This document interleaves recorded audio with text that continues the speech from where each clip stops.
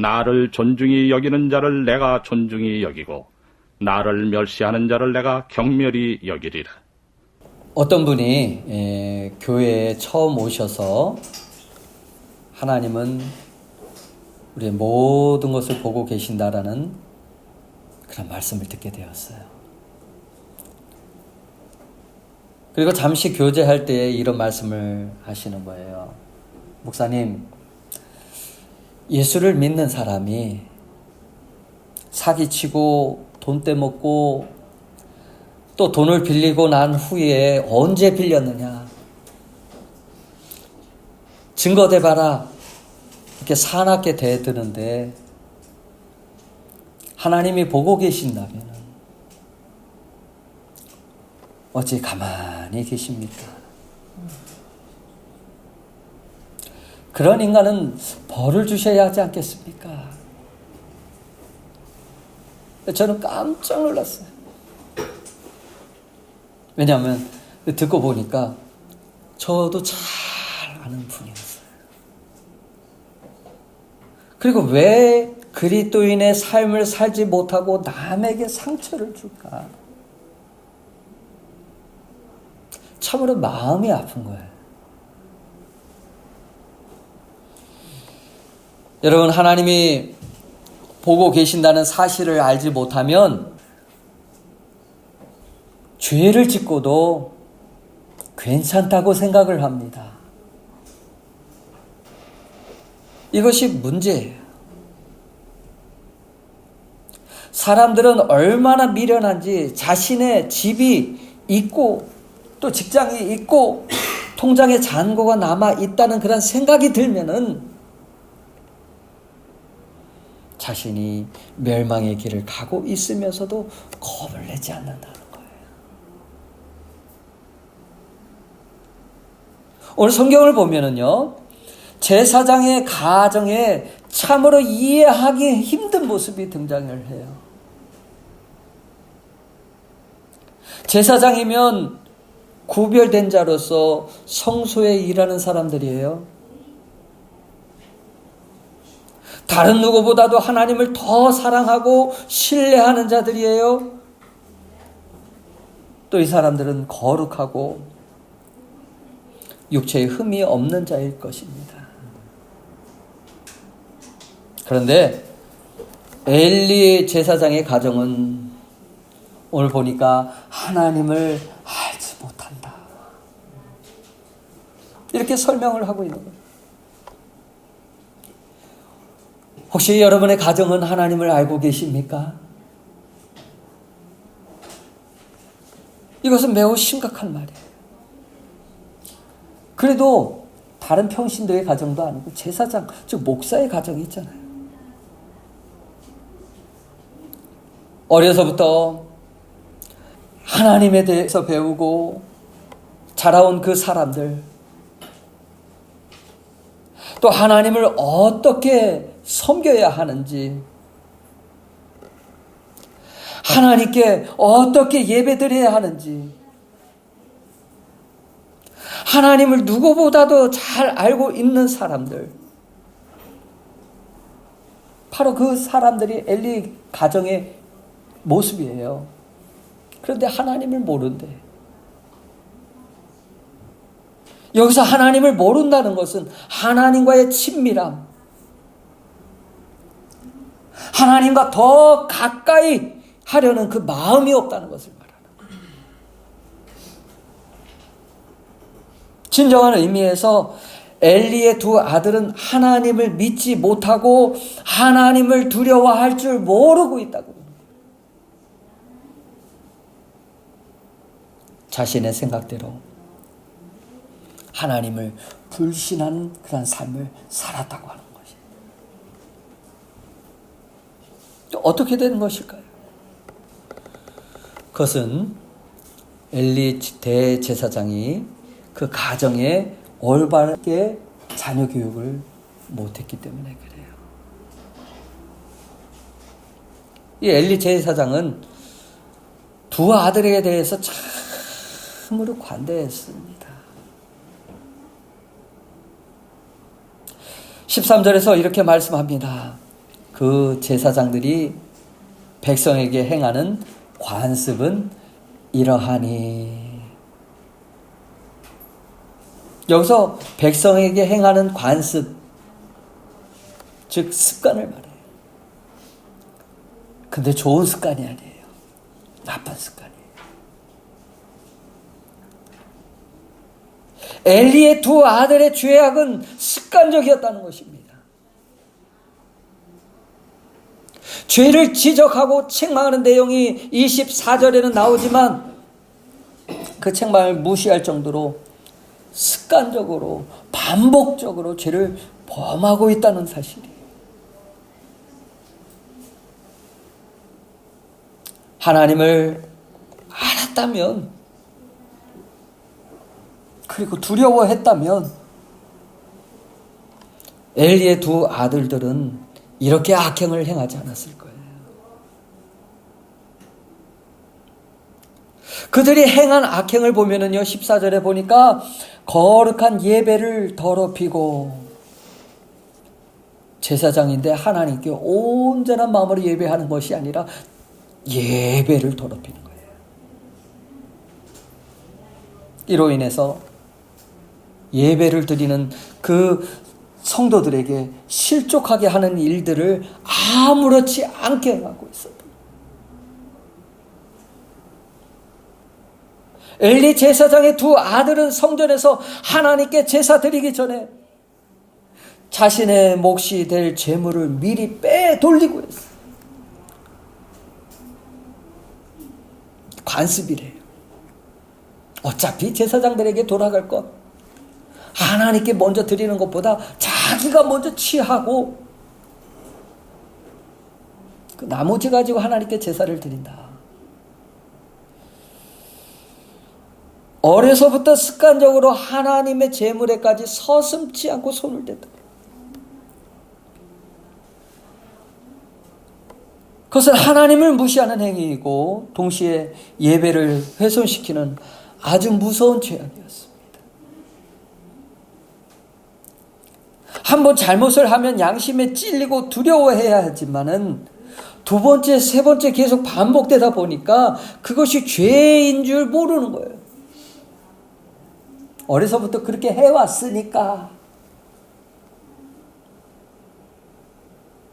그리고 떳떳하게 제사 직무를 보는 그 사원들에게 명령하여서 고기를 내오라 시키기까지.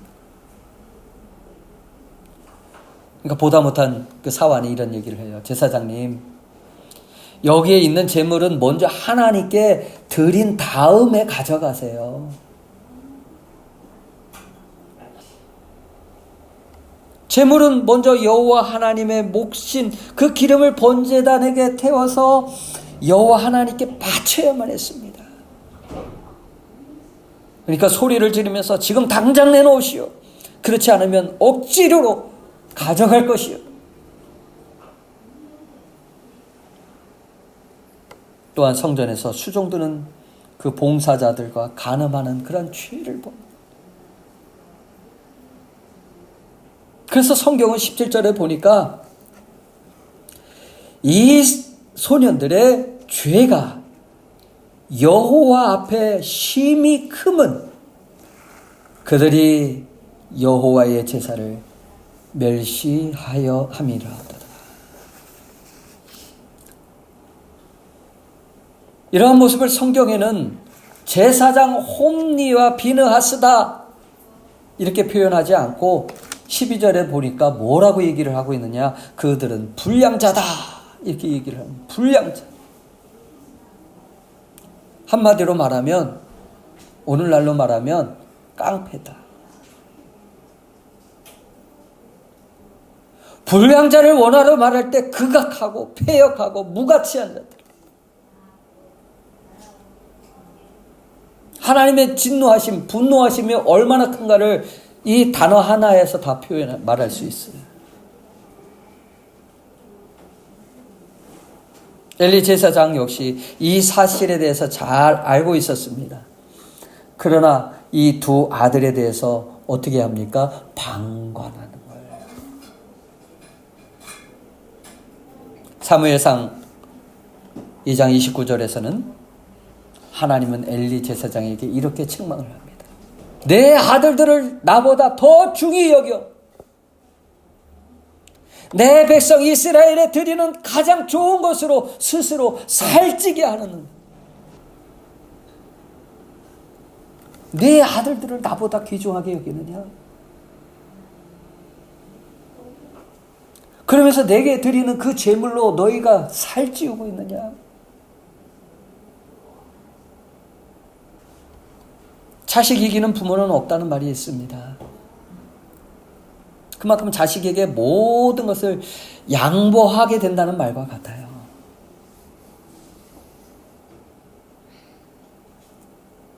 그런데 신앙까지 양보를 하는 거예요. 하나님 편에서 자식을 보는 것이 아니라 자식 편에서 하나님을 보는 거예요. 자식이 싫어하니까, 자식이 상처받을까 봐. 요즘 사람들에게 있어서 자녀가 우상일지 모르겠습니다. 며칠 전 어느 학교에서 수업 시간에 이렇게 핸드폰만 하고 있는 아이에게 선생님이 하지 못하도록 주의를 줬다고 해요. 그러자 아이는 선생을 마구 때리고, 이 선생은 팔이 골절되면서 병원에 입원하게 되었다고 해요. 근데 문제는 이 학부모가 자신의 아이를 불안하게 하고 친구들 앞에서 창피를 줬기 때문에 오히려 선생을 아동학대죄로 신고를 해버린 거예요. 웬만하면 그냥 넘어가려고 했는데 무엇보다 정신적인 충격뿐만 아니라 공황장애까지 생긴 거였어요. 그래서 이러한 뉴스를 본 적이 있는데, 요즘 부모들은 자녀에 대해서 너무나도 관대합니다. 오늘날 성도들의 모습은 어떠할까요? 시대가 악할수록 성도들도 다르지 않다고 봐요. 어려서부터 신앙으로 바르게 가르치려고 하질 않습니다. 자녀가 신앙생활을 잘 못해도 신경을 쓰질 않아요. 무관심, 방관. 자녀들이 아프면 병원에 데리고 가지 않을 부모가 어디 있겠습니까? 하지만 만약 우리 자녀들이 하나님을 알지 못해서 심판을 받는다면 여러분은 어떻게 하시겠습니까? 하나님, 어떻게 그럴 수 있어요? 어떻게 제 자녀들에게 그럴 수 있어요? 따지시겠습니까?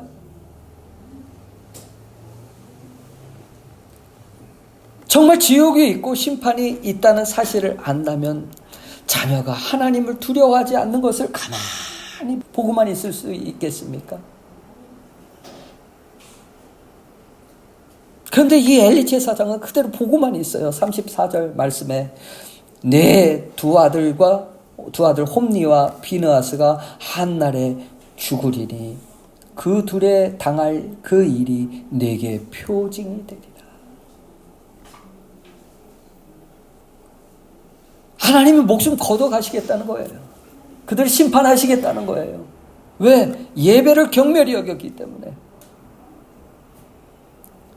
하나님께서 엘리의 두 아들을 죽이시겠다고 분명히 말씀하는데 이 사실을 알게 되었다면 여러분은 어떻게 하겠습니까?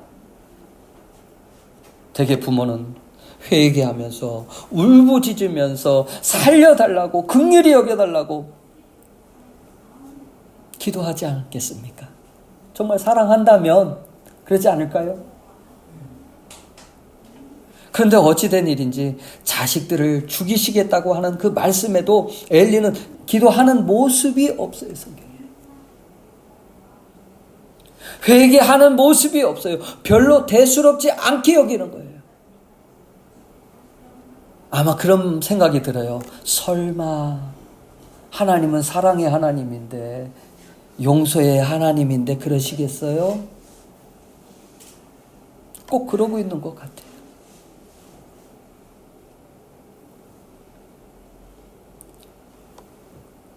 사실 엘리는요, 몸이 비대해지면서 왜 좋은 것들로 가지고 온 그 재물들로 살을 찌웠어요. 그러다 보니까 어떻게 해요? 하나님의 말씀을 듣는 귀가 없고요, 하나님의 심판을 볼 수 있는 영의 눈도 가려져 있는 상황입니다.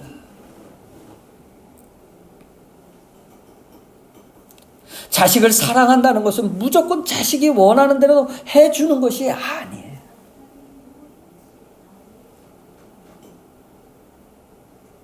자식의 구원을 위해서 신앙적인 부분만큼은 절대로 양보하지 않겠다는 그 분명한 의지를 우리 부모님들이 보여줄 수 있어야 돼요. 아멘. 만약 자녀들이 우리 부모님은 공부 잘하는 것도 중요하지만 신앙생활도 더 중요하게 생각한다, 그렇게 느끼지 못하고 있다면 부모가 된 우리의 신앙을 먼저 돌아볼 수 있어요.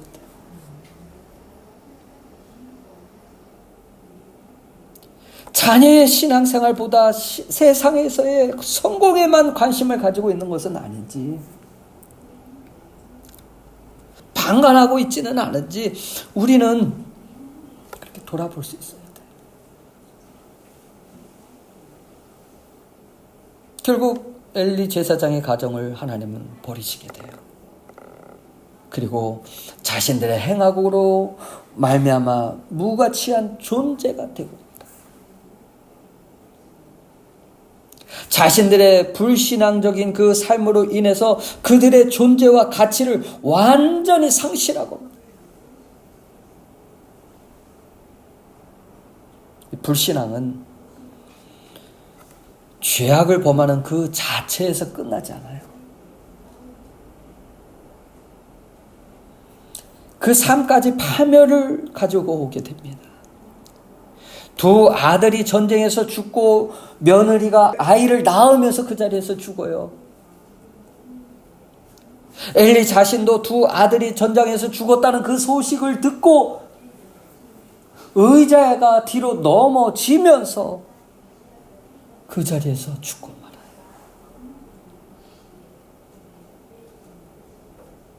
예수님은 십자가를 지고 가실 때 울고 있는 그 여인들에게 이렇게 말합니다. 누가복음 23장 28절 보니까 예루살렘의 딸들아, 나를 위해 울지 말고 너희와 너희 자녀를 위해서 울어라.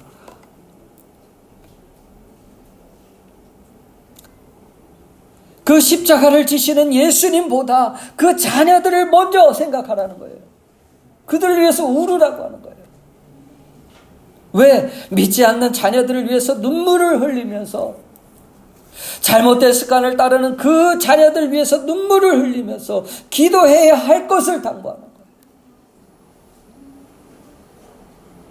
왜냐하면 심판이 있기 때문에. 지난주 들었잖아요.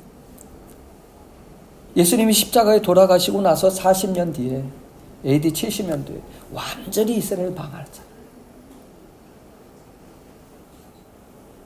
근데 그때만 그런가요? 이 마지막 때 예수님이 오신다는 징조를 여러분도 말씀드렸잖아요.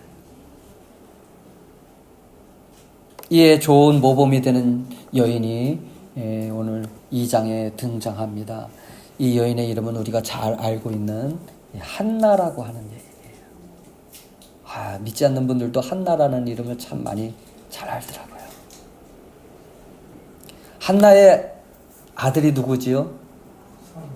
예? 사무엘. 당대에 가장 훌륭한 사람이었던 사무엘 선지자. 그 사무엘은 여호와께 구하다라는 의미입니다. 이름에서 보듯 이 한나의 신앙은요, 기도하는 여인이었습니다.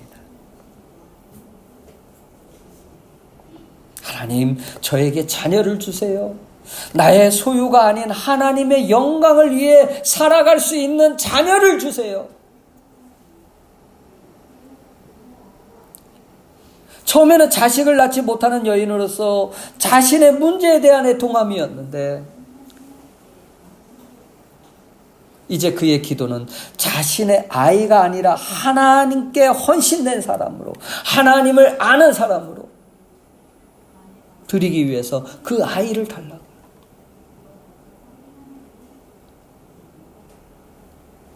그래서 하나님은 정말 그 한나의 기도를 들으시고 아들을 주셔요. 기도로 자식을 잉태했고 또 기도로 양육을 합니다.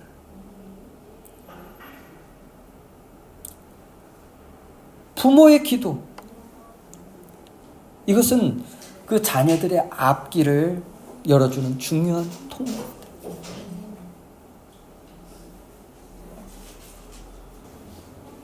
엘리는 자녀들에게 제일 좋은 환경을 허락했습니다.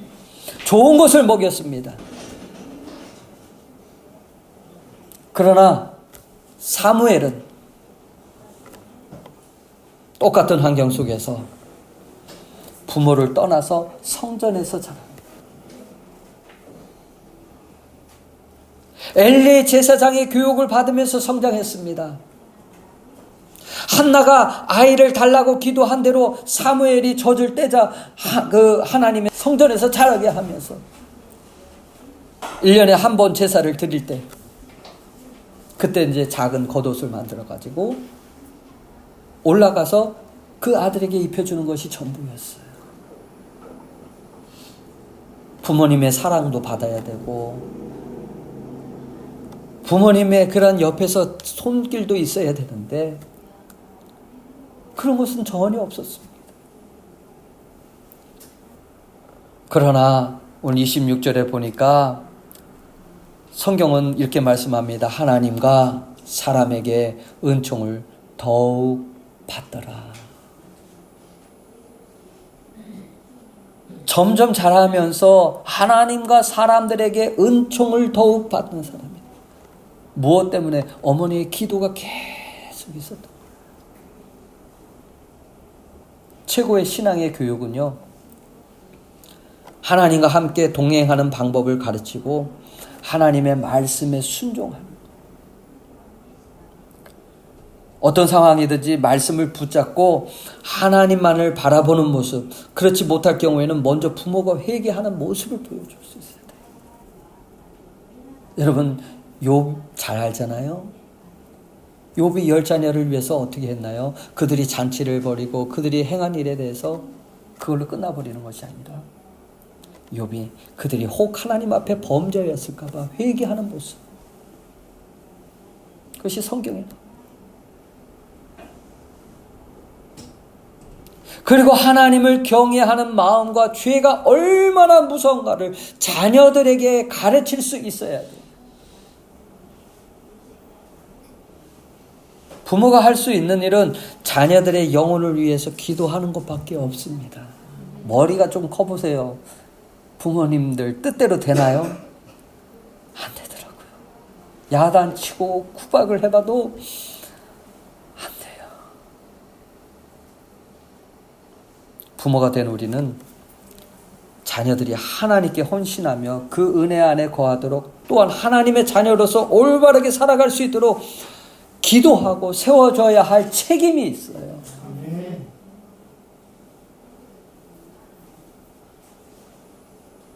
부모가 하나님을 올바로 섬기는 모습을 보일 때 자식도 온전히 하나님을 섬기게 됩니다. 아이들은 부모를 보면서 배우기도 해요. 아이들은 죄를 지어도 아무 일 없다고 생각이 들면 하나님을 두려워하지 않게 됩니다. 부모가 하나님을 높이며 하나님의 말씀에 어떻게 순종하는지 자녀들이 본다는 거예요. 오늘 본문 30절 하반절을 한번 보시길 바랍니다. 같이 보시겠습니다. 시작.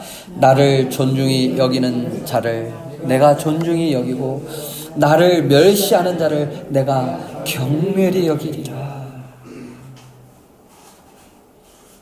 여러분은 하나님을 존중히 여기시나요? 그러면 하나님이 여러분을 존중히 여길 것이에요. 하나님을 멸시하나요? 멸시하는 자에게는 경멸이 여기게 돼요. 그렇습니다.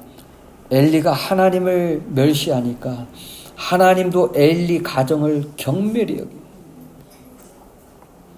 그런데 반대로 한나가 하나님을 존중히 여기니까 사무엘도 하나님을 존중히 여기게 되었고, 결국 하나님께서 어떻게 하나요? 그 사무엘을 높이 드시고. 여러분, 사무엘처럼 우리의 자녀들이 하나님 앞에 경건하기를 원하십니까? 여러분이 먼저 하나님을 높이시기 바랍니다. 그러면 그 모습을 본 자녀들도 하나님을 높이게 될 것이고, 결국 하나님께서 자녀들을 높이시고 사용하여 주시고 그 길을 인도하실 것입니다. 그리고 하나님을 경외하는 그 이유를 가르쳐야 하는 이유는 전도서 12장 13절 말씀에 보니까 사람이 마땅히 지켜야 할 본분이다. 본분이기 때문에. 이 경외라는 말은 존경하는 마음을 말해요. 귀하게 여기는 마음을 말해요. 두렵고 떨린 마음으로 복종할 수 있는 모습을 말해요. 이 경외는 우리 주변에서 윗사람을 존중하는 것부터 시작이 되어집니다.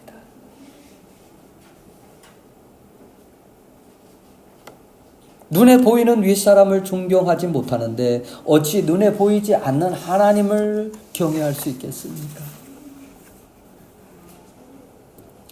하나님이 세우신 교회를 귀하게 여기고 하나님이 사랑하는 그 성도들을 귀하게 여길 때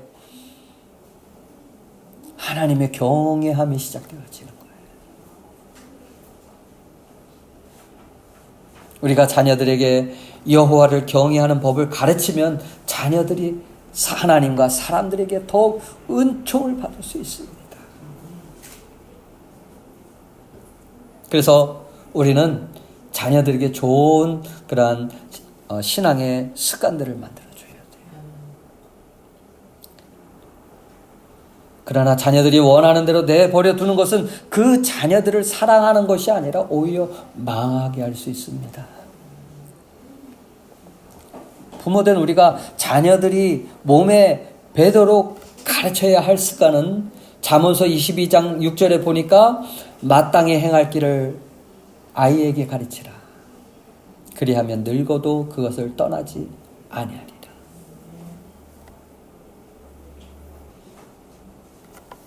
어려서부터 해야 할 일과 해서는 안 되는 일, 옳은 일과 옳지 않은 일, 착한 일과 나쁜 일에 대해서 분명하게 자녀들에게 가르칠 수 있어야 돼요.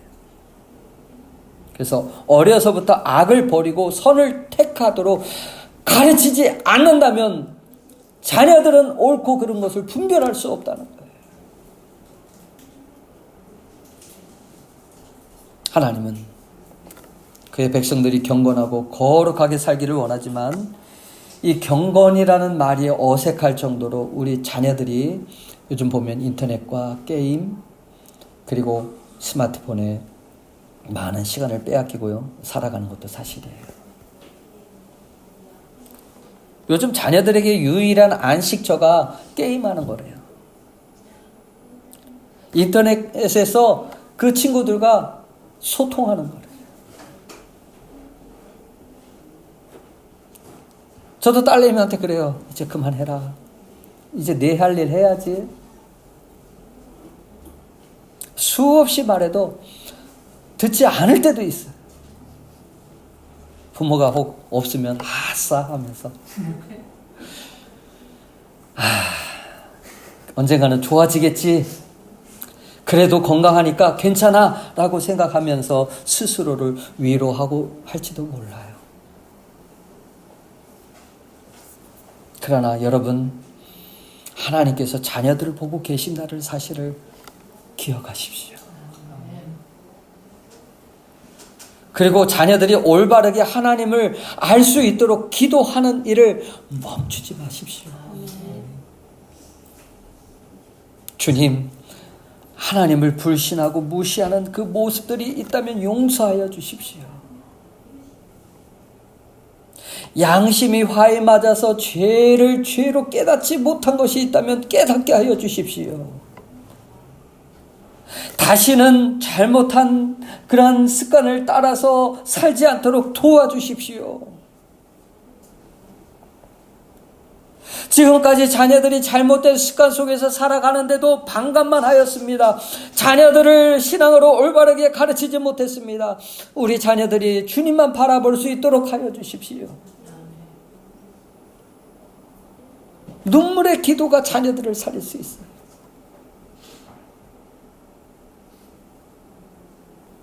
사랑하는 여러분, 우리가 하나님을 의지한다면 자녀에게 성경을 읽고 기도하는 방법을 가르쳐 주십시오. 우리가 자녀들에게 본이 되는 신앙은 부모가 먼저 주일은 주님의 날이므로 철저히 지키는 모습을 보일 수 있어요. 내가 대충 하면 자녀들도 대충 하게 돼요. 항상 하나님께 물어보고 계획하며 하나님 안에서의 기쁨과 감사하는 모습을 자녀들에게 보여주십시오. 좋은 신앙의 습관을 가지고 하나님을 섬기는 그 모습을 자녀들이 기억할 것입니다. 부모의 신앙교육은 자녀들에게로 절대로 필요합니다. 이 책임이 우리 부모에게 있어요. 오늘 자녀들을 신앙으로 이끌 수 있는 것은 기도밖에 없습니다. 하나님은 여러분의 기도가 땅에 떨어지지 않도록 복을 주시며 우리의 자녀들이 하나님과 사람에게 은총을 받을 줄 믿습니다.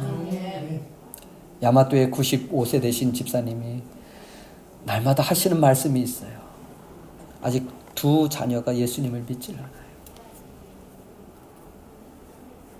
그런데 항상 우리 자녀들은 언제 예수님 믿을까요? 어떻게 하면 예수님 믿을까요? 내가 죽기 전에 예수님 믿어야 되는데.